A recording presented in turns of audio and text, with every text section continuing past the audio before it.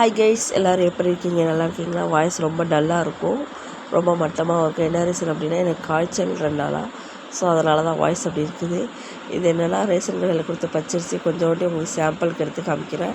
இதில் பூச்சி வண்டு எதுவுமே இல்லை, கொஞ்சம் டஸ்ட்டு மட்டும்தான் லைட்டாக இருந்தது. ஸோ அதை நல்லா வெயிலில் காய வச்சு இப்போ நான் க்ளீன் பண்ணி ஒரு டப்பாவில் ஸ்டோர் பண்ணி வச்சுக்கிட்டேன்னா, நான் ஆப்பத்துக்கு அப்புறம் ஏதாவது ஸ்வீட் செய்யறதுக்கு எதுக்காவது ஒன்று யூஸ் பண்ணிப்பேன். ஸோ அதனால தான் பச்சரிசி க்ளீன் பண்ணுறேன். பச்சரிசி வந்து நான் எப்போதுமே வாங்க மாட்டேன். 3 மாதத்துக்கு ஒரு தடவை, 4 மாதத்துக்கு ஒரு தடவை தான் வாங்குவேன். இதுமாரி க்ளீன் பண்ணி வச்சுட்டு 15 நாளைக்கு ஒன் டைம் லைட்டாக வெயில் அப்படி போட்டு காய போட்டு எடுத்து வச்சுக்கிட்டேன்னா அந்த வண்டு பூச்சி எதுவும் வராது. ஸோ அதனால தான் பச்சரிசியை க்ளீன் பண்ணியிருக்கேன். இந்த அரிசி பாதியும் புழுங்கல் அரிசி பாதியும் வாங்கிட்டு வந்தேன். எங்கள் காடுக்கு வந்து மொத்தம் 20 கிலோ.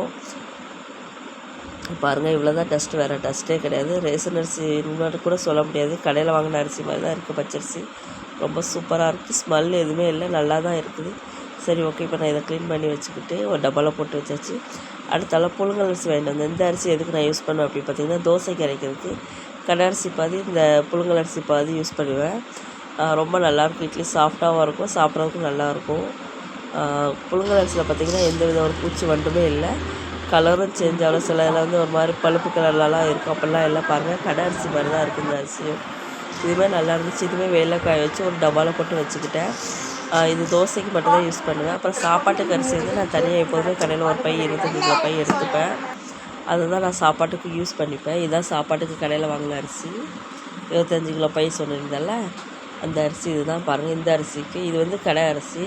இது ஒல்லியாக கொஞ்சம் நீளமாக இருக்குது, அவ்வளோதான். மற்றபடி ரேஷன் அரிசிக்கு இதுக்கு கலர் வந்து எந்த டிஃப்ரெண்ட்டும் தெரியல. இது வந்து கடை அரிசி. இதையும் அதையும் பாருங்கள், மேட்ச் பண்ணி பாருங்கள். கலர் எல்லாமே ஒரு போல தான் இருக்குது.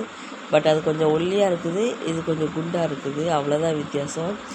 சரி, ஓகே, எல்லாம் க்ளீன் பண்ணி வச்சாச்சு. அம்மா இருக்கிற வரைக்குமே நான் ரேஷன் கடை ஜாமான் எது வாங்கினாலும் அம்மாட்ட கொடுத்துருவேன். கோதுமையாகட்டும், அரிசி, இந்த மாதிரிலாம் அம்மா தான் எனக்கு க்ளீன் பண்ணி எல்லாம் தருவாங்க.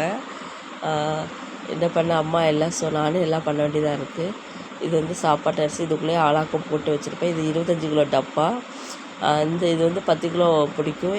அதுக்கப்புறம் இது வந்து ஒரு 8 கிலோ பிடிக்கும், அந்த மாதிரி டப்பா இது. ஸோ எல்லாமே மழை வேறு வருது, அதுக்கு முன்னாலே என்னென்ன தேவையோ எல்லாமே ஸ்டோர் பண்ணி வச்சுக்கிட்டாச்சு. ஓகே கைஸ், பாய்.